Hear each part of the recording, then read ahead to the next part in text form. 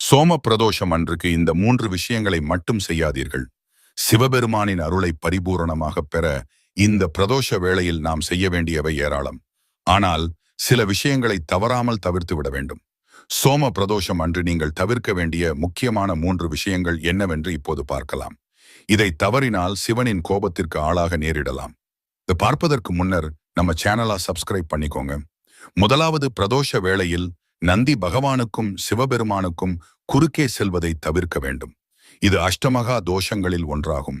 நந்தி தேவர் சிவனின் ஆனந்த தாண்டவத்தை காணும் நேரம் இது. அவர்களின் பார்வையை நாம் மறைக்கக்கூடாது. இரண்டாவது, முக்கிய சொத்துக்கள் வாங்குவது, பெரிய பண பரிவர்த்தனைகள் போன்ற லௌகீக விஷயங்களை தவிர்ப்பது நல்லது. பிரதோஷ காலம் முழுவதும் சிவனின் நாமத்தை உச்சரித்து ஆன்மீகத்தில் மட்டுமே கவனம் செலுத்த வேண்டும். பண விஷயங்களை அடுத்த நாளுக்கு ஒத்தி வைப்பது நலம். மூன்றாவது, எதிர்மறை எண்ணங்கள்